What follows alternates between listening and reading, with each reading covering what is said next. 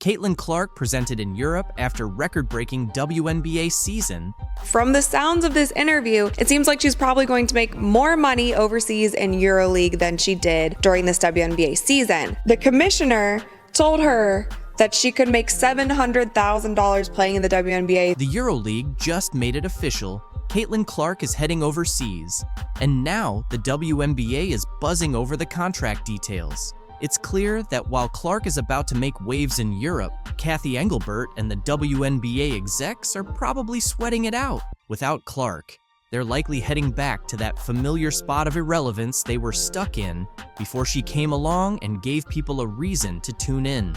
Let's be honest, most are only watching because of Caitlin Clark, and once she's gone, it's hard to see anyone sticking around for those average teams. Now, I feel like there could be a team overseas who would love to snatch Caitlin Clark away from us and give her a crazy offer. I mean, Icecube was about to give her $5 million to play in less than 10 games in the Big Three. So the money is there, and if these owners are smart with it, I could definitely see more WNBA players going overseas. The WNBA pretty much shot themselves in the foot with a series of bad decisions and some race-baiting drama that cost them their star player. They lost their golden opportunity. But let's not dwell on their mistakes. Caitlin Clark's new adventure is where the real excitement lies now. Going overseas and possibly not returning. I totally understand that some of you hardcore Caitlin Clark fans in America might be feeling a little down about her moving to Europe. But let's face it, you want her to be happy, right? That's why you're staying quiet about it. Deep down, as long as Clark is doing well, you're okay with it. And don't worry, Clark cares about you just as much. In fact, I have a little surprise from her that's going to make you really happy. So stick around for that. For now, let's dive into what's really happening with this EuroLeague deal. Unfair what the players are paid. So, the big boss of EuroLeague women has finally put all the speculation to rest. Caitlin Clark is officially getting ready to head to Europe. And no, this isn't just a temporary gig while the WNBA takes a short break. This is a major move. We're talking about EuroLeague Women, which is technically the top competition for women's basketball in Europe. Yet somehow, it still doesn't get the recognition it deserves. It's like this hidden gem in the basketball world, and people are still overlooking it. If you look at his rookie salary, which was around $55 million for 4 years, and then you look at Caitlin Clark's $300 and I think it was $38,000 salary that she signed for 4 years, that is about the same amount more. It's around 162 times more that Victor made. For those who may not be aware, EuroLeague Women is managed by FIBA Europe, and believe me, it's where some of the most intense basketball takes place. This isn't just a casual summer league. The EuroLeague runs from October to April. That's ideal for Clark to keep her basketball skills sharp throughout the year. She's really positioning herself to excel on both sides of the Atlantic. It's like she's playing chess while everyone else is still figuring out checkers. They always sold out. Unbelievable. So Atlanta would normally have 3,000, 4,000 people. Now they have 17,000 people, and they sold 1,000 standing room only tickets. So when we walked into the arena, people were on that third balcony looking down at the tops of our players' heads to watch. I mean, it's really hard to take in. And here's something interesting. EuroLeague Women has been around since 1958. That's right, longer than most of us have been alive. It's like the original league for women's basketball, even getting a rebranding in the 90s. Yet, for some reason, it hasn't achieved the same commercial success as the WNBA. But don't be fooled. This league is serious business. It has stood the test of time for a reason and is home to some of the best players in the world. Caitlin Clark's transition from the US to Europe is creating quite a buzz in the basketball world. Her choice to sign a lifetime contract with a European club has fans curious about what motivated such a bold decision, especially after her impressive rookie season. From deep three-pointers to record-breaking assists, Caitlin quickly emerged as a star in the WNBA. However, her journey in the league wasn't as smooth as it seemed. In interviews, Clark opened up about the challenges she faced both on and off the court. One of the toughest parts of her life as a professional athlete was the pressure to always be on. She mentioned that there are days when she simply doesn't want to engage with anyone. When someone comes up to you, that's their 10-second interaction with you, so you smile and try to be kind. But sometimes you just want to be normal, she shared. Caitlin's rookie season was physically demanding. She faced aggressive defense and often felt like she was targeted by opponents pushing the limits of fair play. Hard fouls and elbows became all too common, yet she kept her composure, accumulating assists and points while setting records despite the relentless pressure. Additionally, as a young white player in a predominantly black league, Clark encountered subtle but uncomfortable moments from both fans and fellow players. These factors weighed heavily on her and played a role in her decision to seek new opportunities overseas. In Europe, she saw not only a fresh start, but also a chance for personal and professional growth. Playing in a different league would provide new challenges without the constant scrutiny she experienced in the US media. While some critics argue that Clark's move might be premature, others view it as a calculated decision to prioritize her passion for the game without the distractions she faced at home. As Caitlin embarks on this new chapter, she leaves behind a complex legacy in the WNBA. Her talent and determination are undeniable. What are your thoughts on this? Share them. Angel Reese eventually found herself in serious trouble, facing a lawsuit from the Chicago Sky for using steroids. It seems the team had more up their sleeve than just taking jabs at Caitlin Clark. They're dealing with bigger issues now. But really, Angel, steroids? It's like if there's a questionable move to be made, she's all in. Apparently, just playing the game the right way hasn't been cutting it for her.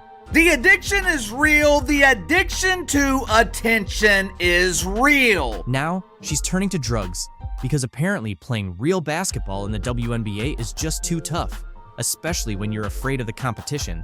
Let's be honest, this all boils down to her jealousy of rookie sensation Caitlin Clark. Reese just couldn't handle being overshadowed, so naturally, steroids seemed like the solution to her. But this time, she's not getting off so easily.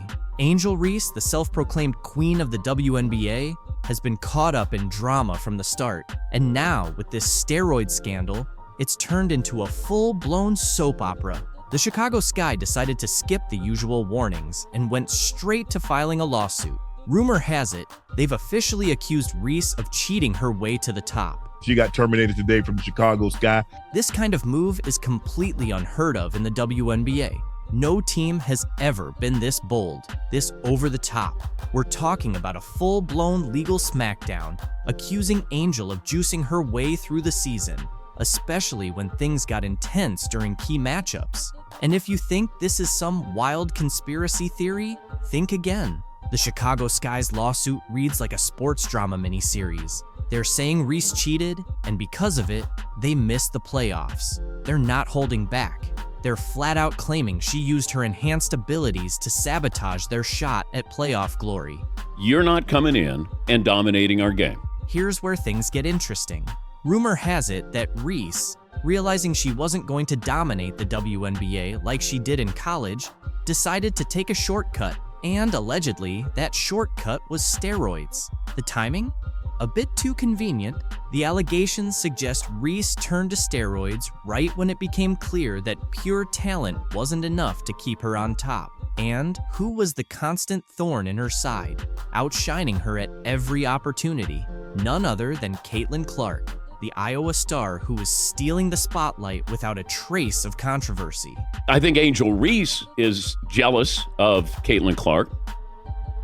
She thinks she's, the reason why this is all happening here. While Reese was grappling with inconsistency and facing criticism, Clark was out there effortlessly breaking records. Clark didn't just set the WNBA rookie scoring record in 2024. She obliterated it, finishing the season with 761 points. No drama, no scandals, just solid hard work and talent. Every time Clark lit up the scoreboard, Reese's struggles became even more apparent. Social media had a field day, tearing Reese apart with constant comparisons between her and Clark. Let's just say those comparisons didn't do Reese any favors, as it became clear to everyone that she was more talk than game. She just likes to call out haters and clap back at haters and say different things. Let's be honest, this scandal doesn't just affect Angel Reese, it casts a significant shadow over the entire WNBA. The league has been working hard to expand its fan base and prove it can compete on a larger scale. However, with this steroid revelation, the league's reputation is now at stake. If the lawsuit goes in the Sky's favor, the WNBA will face a serious need for damage control to maintain the trust of both fans and sponsors. You're not coming in and dominating our game. But why did she feel the need to resort to this? The WNBA isn't college basketball. In the pros, the competition is much tougher, and the athletes are seasoned professionals. Reese quickly discovered that it's a whole different ballgame. While her rookie season wasn't bad by typical standards, she wasn't aiming for average. There were moments when she looked like the unstoppable powerhouse everyone expected her to be, but then she would follow those performances with disappointing outings. In her first 10 games of the 2024 season, she scored under 10 points 5 times. That's not the kind of stat line that silences critics. When expectations are sky high and you don't meet them, people start talking, and not in a good way. And that's when the steroid rumors began to surface.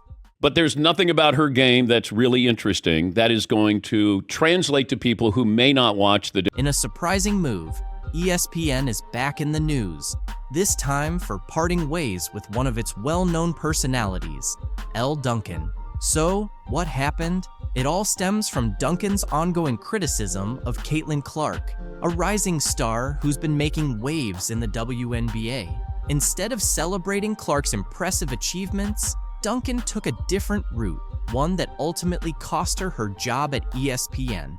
Brianna Stewart's never going to win another championship, or, Nafisa Collier's better than Maya Moore. Like, instead of those kinds of hot takes, the hot takes solely and explicitly surround all of these black women versus Caitlin Clark. Amani Jones and Elle Duncan have teamed up. They're coming at the 22-year-old white straight girl, Caitlin Clark. Because, see, here's the deal. Because Caitlin Clark can throw a ball into a basket deeper and better than anybody in the history of women's basketball, because Caitlin Clark plays with a flair. Before getting into the specifics, let's first break down how Elle Duncan's actions ultimately led to her being let go from ESPN. It's no surprise that she faced backlash. Throwing out accusations without solid proof never sits well with the audience.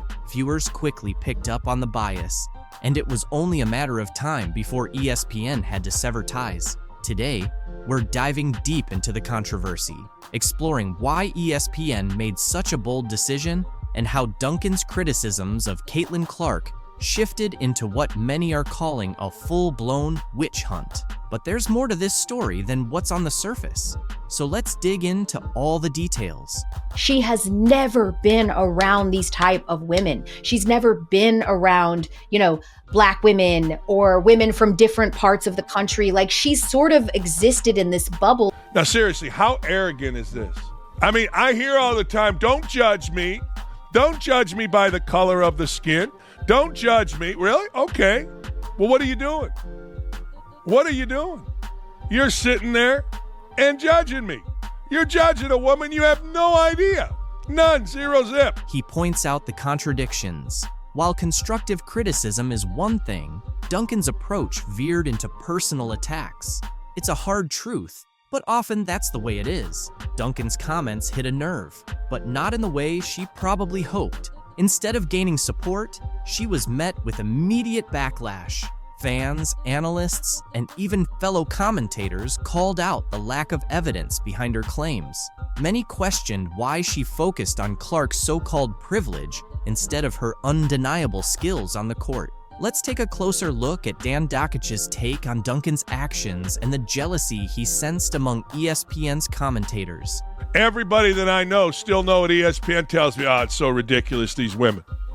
It's so ridiculous. There's a green room right next to where the makeup is. It's loud, it's stupid, it's asinine, it's absurd. And that's Elle Duncan and her little cast of cronies. And all the little girls at ESPN, look, all they are is trying to make themselves, well, not better, more popular. And they don't care what they do.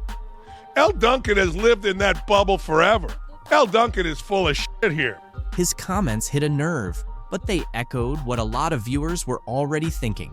Criticism is fine, but when it feels driven by envy, it quickly loses its weight. Caitlin Clark's entry into the WNBA has been nothing short of groundbreaking.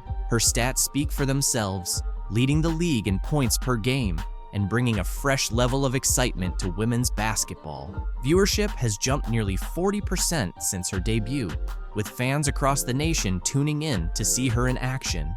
Yet, despite all this success, Elle Duncan chose to focus on downplaying Clark's achievements. Let's revisit a moment many feel crossed the line in Duncan's critiques. The second that you show love to anybody not named Caitlin Clark, you are part of, some constituency that's trying to keep her contributions at a minimum, and you're racist, and we get a lot of that. It's no wonder that the W coverage is all Black women, because you're all in it together to try to keep her down. It's just, you're kind of damned if you do and you're damned if you don't. It was a clear attempt to change the narrative, but viewers weren't buying it. When your arguments are fueled more by envy than actual evidence, it's a hard sell. The truth is, Caitlin Clark's story isn't one of privilege. She's competed against athletes from all walks of life, facing obstacles both on and off the court. Many saw Duncan's take as an attempt to downplay Clark's achievements simply because there wasn't anything wrong with her game. While Duncan kept up her criticism, Clark was making headlines for all the right reasons. Let's take a look at how she dominated on the court, proving her critics wrong. Caitlin Clark has literally carried the sport on her back. She talks that yang. Resonates with Caitlin Clark. It isn't her being white. It isn't her being straight. Her game resonates with people in basketball and across the country because she's got that edge. I heard her drop 3 F-bombs in one game sitting right there courtside. Her teammates had to hold her back. She's yelling at the coach. That's what Magic, Bird, Isaiah, Jordan, you name it, that's what they do. Clark resonates. Nobody turning the set on and saying, I gotta watch who? It's no wonder fans are drawn to Clark. She brings a new energy to the game that's been missing for quite some time. Analyst Dan Dakich didn't mince words when addressing the situation, calling out the obvious double standards. He suggested that Elle Duncan's criticisms were fueled by something deeper, possibly resentment toward Clark's rapid rise to fame, rather than any valid critique. We also have talked, even on this channel, about Angel's very dramatic response to that. Angel Reese started with, "I'm heartbroken. I'm literally lost for words, knowing what this woman meant to me in such a pivotal point in my life. She was the only person," which is interesting since she's been coached before. It's pretty wild that even after facing a lawsuit over steroid allegations, Angel Reese still has the audacity to keep making headlines with her outrageous comments. And this time, she's taking shots at none other than her coach, Teresa Weatherspoon. If betrayal had a face, it would definitely look like Teresa's right now. And unfortunately, it seems like, according to some new reports, that relationship cost her her job. Chicago Sky officials are saying Teresa was suspended because the team's performance wasn't up to par. But wait a second, Angel is out here dropping some serious tea, claiming that's not the full story. Point being, she disrespected the official. That was the official response to this. So why is Angel doing this? Are her claims actually legit? Or is this just another dramatic turn in the ongoing Angel Reese saga? Let's break it down from the beginning because things are getting messy. Ever since then, the internet has been blowing up, and it's all because of Angel Reese. Now you have a rivalry here. Angel Reese wants to be Draymond Green, but there's nothing about her game that's really interesting that is going to translate to people who may not watch the WNBA, may not care about basketball. Once hyped as the next big star in the WNBA, Angel is now caught in the middle of a scandal so wild It's shaking up the entire league. After months of rumors, the truth finally came to light. Reese allegedly turned to performance-enhancing drugs in a desperate attempt to stay relevant. When you can't keep up with the talent in the league, what do? Yeah, apparently, you turn to steroids to close that gap. Angel Reese is the villain, Caitlin Clark is the hero, and Angel Reese continued to play into it last night by getting ejected, and it's almost like it's all scripted. This is perfect for the WNBA. She's all the talk. She's the one standing up there in front of reporters saying, I need all of you guys to realize there's two of us that changed the game of women's basketball, and it's not just Caitlin Clark. I was a part of that 2 years ago in the national championship game, and it's going to continue to be that way from here on out. I kind of love it. I don't agree with her. It's way more Caitlin Clark than it is Angel Reese. Then, boom, news breaks that Reese tested positive for performance-enhancing drugs, and the entire WNBA world went into a frenzy. The Chicago Sky, her team at the time, didn't waste a second suspending her while they launched an investigation. But honestly, we all knew where this was going. Her job. And I don't doubt it, because anybody who's watching could see that what was going on with Chicago and with Angel Reese and the double-double streak and all that stuff wasn't good for Angel, wasn't good for the rest of the team, wasn't good for the whole organization. The moment those test results came back, Reese's career nosedived faster than her fourth quarter shooting percentage. Her public image was already hanging by a thread, but this, it completely shattered it. The Sky cut her loose, and fans, the league, everyone were left stunned, picking their jaws up off the floor. WNBA has been around a couple of decades, and people didn't notice the game. They're noticing it now. Well, that's because of Caitlin Clark, not Angel Reese. The drugs Reese allegedly used weren't your everyday vitamins. Nope, she supposedly went for EPO, or erythropoietin, a powerful performance enhancer that boosts stamina and endurance by increasing red blood cell production. It's the kind of stuff cyclists and marathon runners use to push their bodies to superhuman levels. On top of that, she reportedly dabbled in anabolic steroids, which help build muscle faster than you can say bad decision.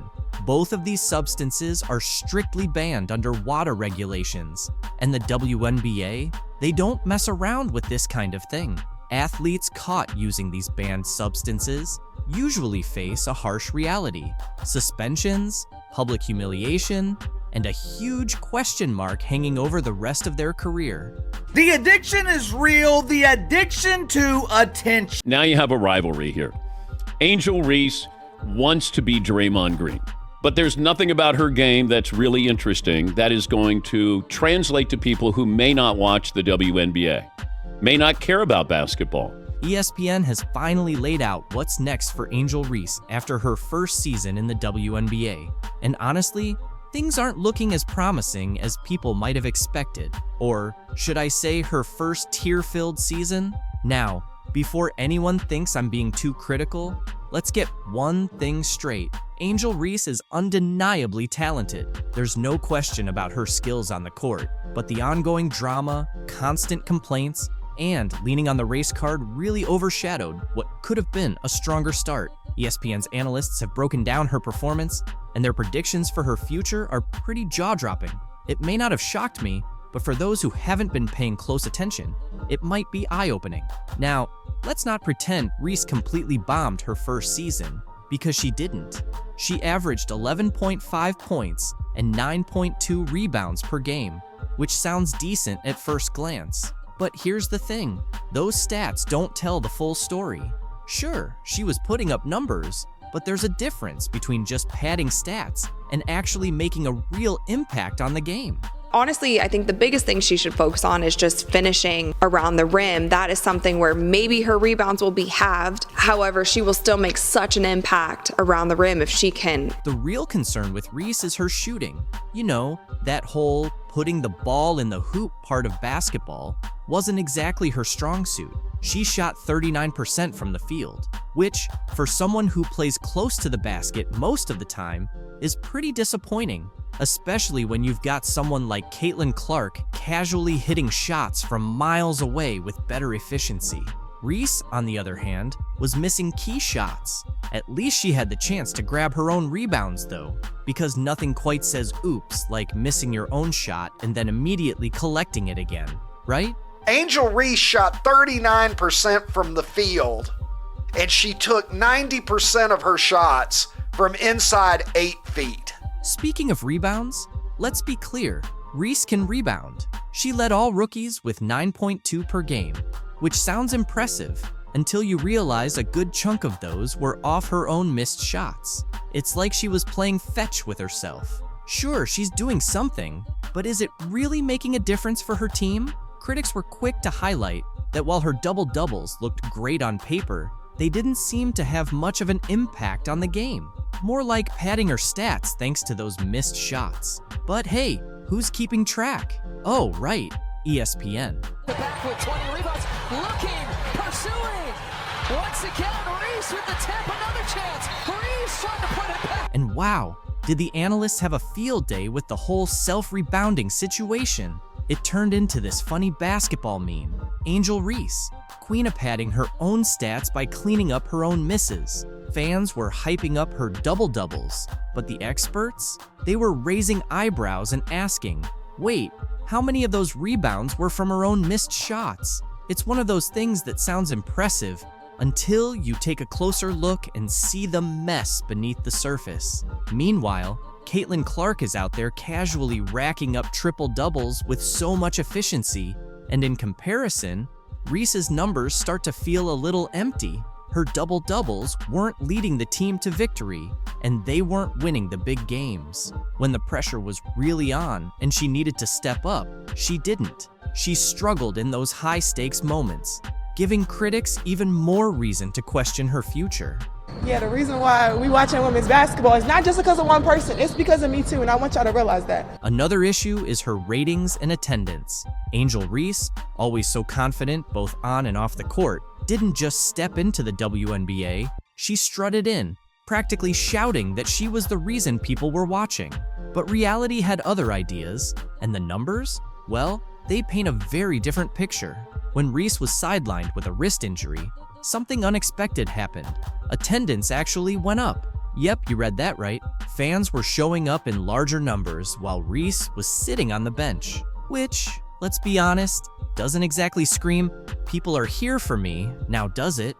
WNBA has been around a couple of decades, and people didn't notice the game. They're noticing it now. Well, that's because of Caitlin. Caitlin Clark's reaction to Sabrina Ionescu's game-winning shot in the WNBA Finals was anything but chill. Sabrina's three-pointer gave the Liberty a huge 80-77 win, and while the world was hyped, Caitlin was visibly frustrated. Her season ended way earlier, and seeing her biggest rival take over in the spotlight hit different. Caitlin's always been that player everyone watches, but this time, it's Sabrina stealing the show. And you could sense that jealousy. The rivalry between these two has been bubbling under the surface for a while, but this game just cranked up the tension. Caitlin came into the league with the hype, the fan base, and the expectation to dominate. Sabrina, however, has been quietly making her case, and now she's got everyone's attention. For Caitlin, sitting on the sidelines while Sabrina hits clutch shots and leads her team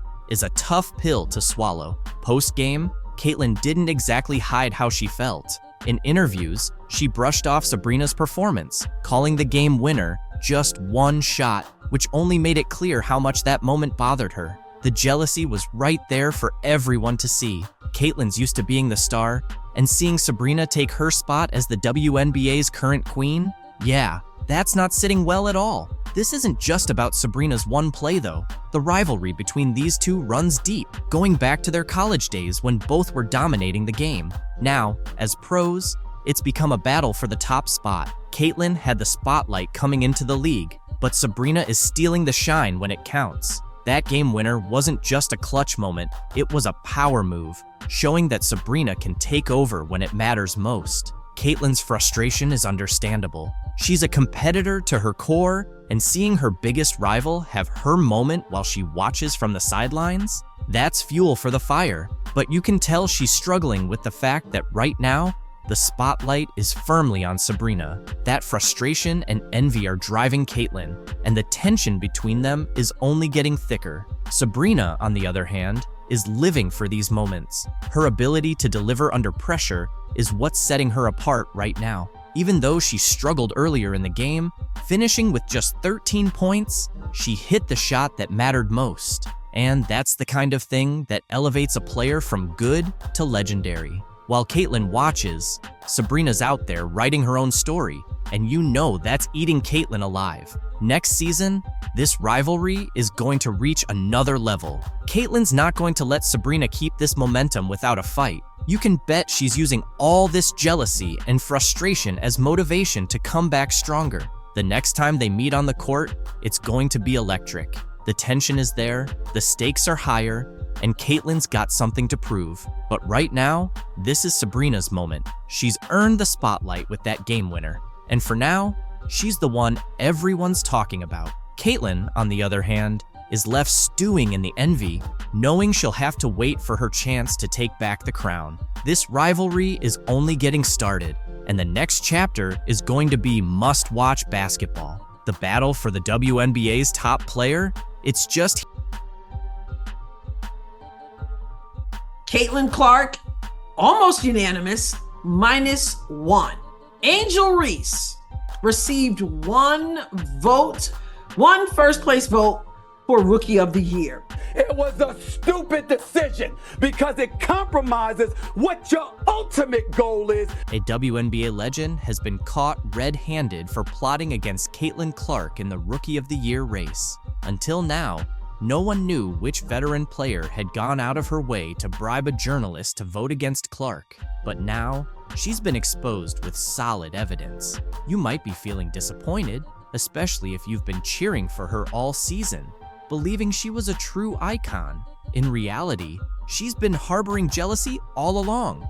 So we've got somebody out there who is casting votes for Angel Reese. I say somebody. I mean, I suppose it could have been one person who voted for Angel Reese for Rookie of the Year and another person who voted for Angel for MVP. Why did this happen? Because Clark captured all the attention in just one season, something that took this legend years to achieve. Need a clue? Well, on the same day Caitlin Clark secured the Rookie of the Year award, this so-called legend snagged the biggest WNBA title of the year. Got someone in mind? If you think you figured it out, brace yourself. This story runs much deeper than just a single bad vote. That somebody is trolling Angel Reese because these are sports people, supposedly. These are members of the media. These are people who write about sports, who broadcast about sports, who... And believe me, up until now, you've only heard the basic stats. For instance, Caitlin Clark averaged an incredible 19.2 points per game, dished out 8.4 assists as if she were handing out candy, and grabbed 5.7 rebounds just to top it off. Sure, it all sounds impressive, but that's just scratching the surface. What's even more astonishing is that despite Clark dominating nearly every rookie statistic you can think of, she didn't receive a unanimous Rookie of the Year vote. We were making the point, do you want to promote the league or not?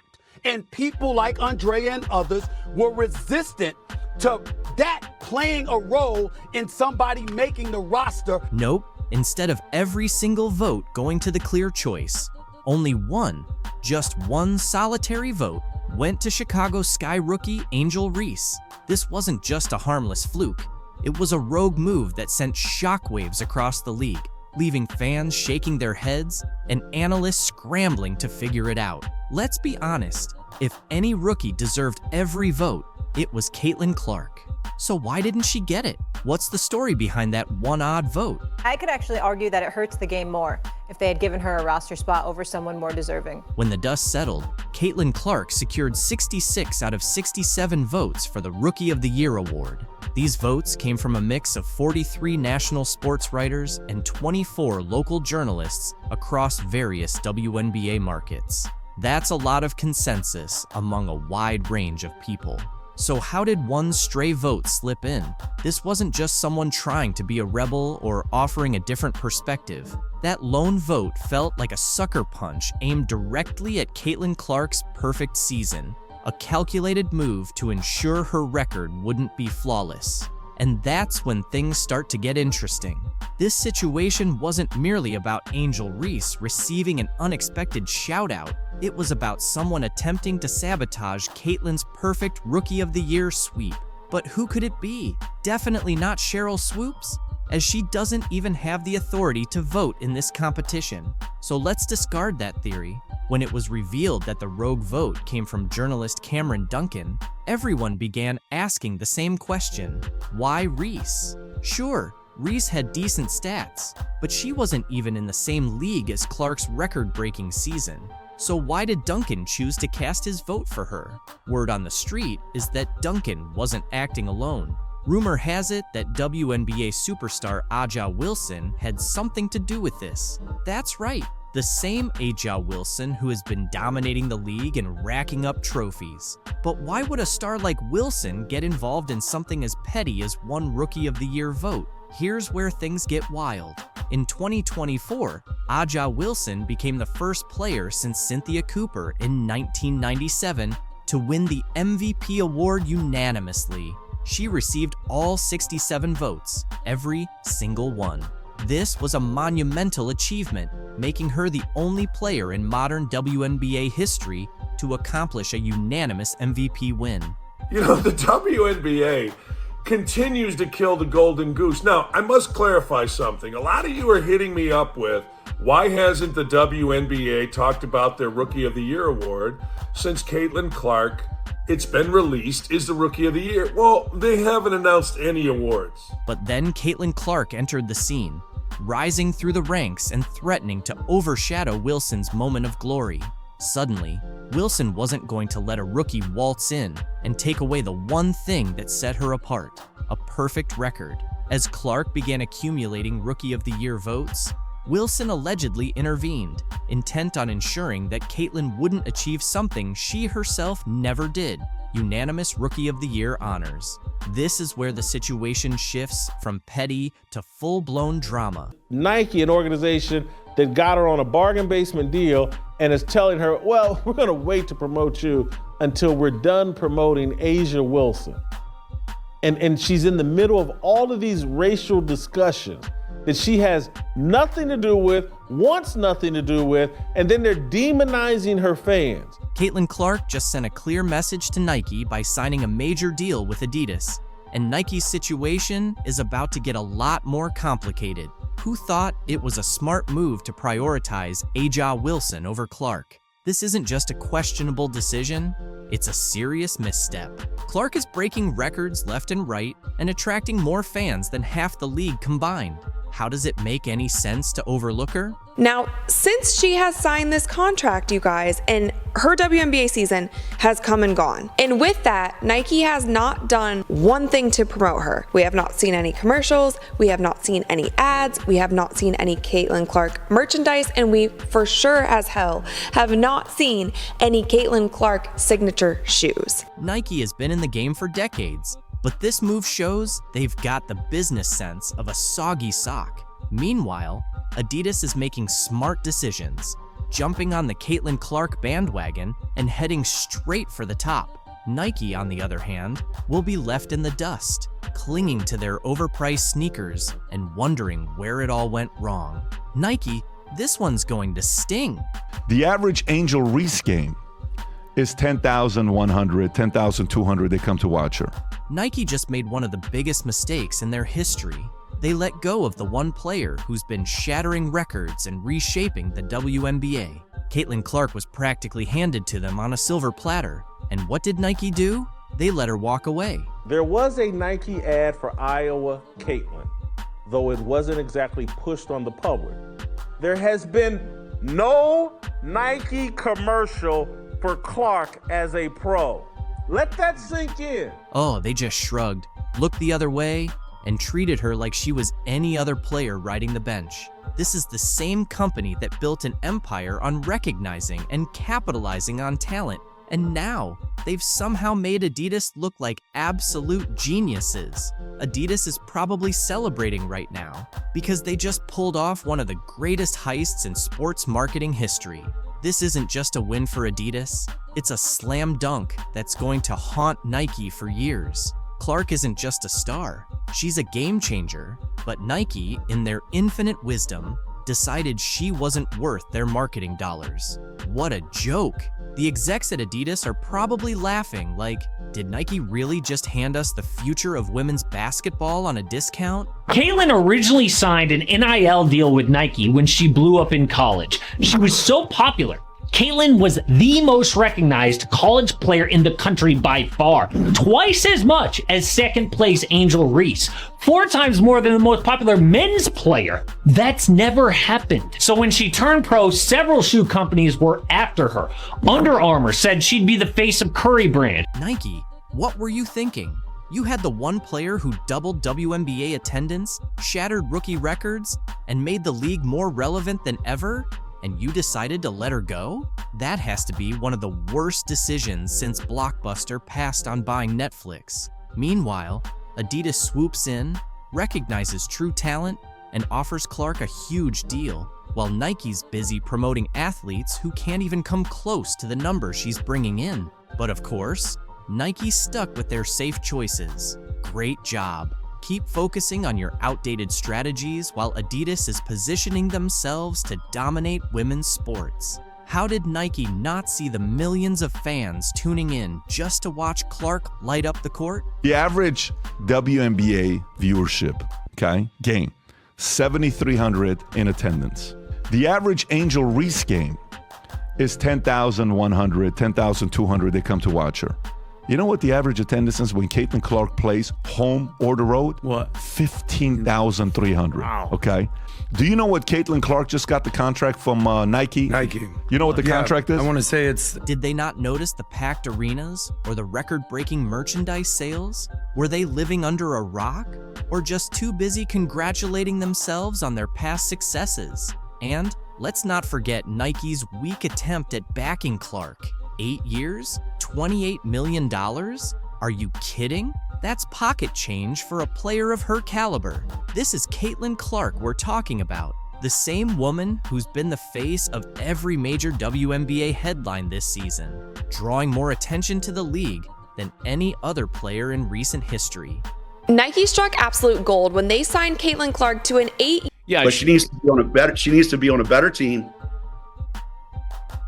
ESPN is now having a meltdown over Caitlin Clark's new deal in Europe, acting like they have any say in her choices. They don't. Clark's already made her decision and isn't looking back, no matter how much noise they make. Why? Because she respects herself and knows her worth. Unlike those running the WNBA, Clark isn't about to stick around and be treated poorly in a league that doesn't even protect its top players. So why should she stay? She struggled with physical defense she's faced at the professional level and voiced frustration with the league's officiating, recently telling reporters, quote, "I feel like I'm getting hammered and everybody is physical with me, and opponents get away with things that other people don't get away with." That's what Caitlin Clark said. She's been shoved around by other players, overlooked by the refs, and constantly attacked by critics who couldn't stand the fact that she was the one keeping the struggling league afloat all on her own. What I am upset about is like, hey man, your meal ticket is under constant attack. There's been dirty plays all season. Now that she's realized she's worth more than being the WNBA's worn-out cash cow, everyone's losing it. Sorry, ESPN, your golden star has flown the coop, and all you're left with is a pile of missed opportunities. Caitlin Clark just dropped a bomb on the WNBA, and it's almost funny how ESPN suddenly acts like they care now that she's choosing Europe. She's done with the WNBA circus, heading overseas, and leaving behind broken dreams and bruised egos. After carrying the league on her shoulders all season, dealing with hard fouls and getting knocked around like she's in a hockey game, she's finally had enough. Honestly, I don't blame her at all. This kid's on the wrong team. She's got the wrong skill set to handle the physicality of that league, and she's a rookie. This isn't just a player making a career shift. Remember her last game against the Connecticut Sun? She scored 29 points, dished out 10 assists, and grabbed 7 rebounds, essentially putting on a one-woman show. Meanwhile, her teammates were busy fumbling their lines in a comedy of errors, missing open shots and making mistakes that would make a high school coach cringe. And what did the WNBA do? They allowed the refs to treat her like a punching bag while they just sat back and watched. Fans didn't sign up for a UFC fight, but that's exactly what the WNBA turned into every time Clark stepped onto the court. Caitlin Clark was assaulted yesterday in her very first playoff game in the WNBA. Now ESPN and their so-called experts are finally coming to their senses. Oh, now they see they've been sitting on a cash cow all along. How convenient. Before Caitlin arrived, the Indiana Fever were lucky to draw in 3,000 fans per game, which felt more like a neighborhood block party than a professional event.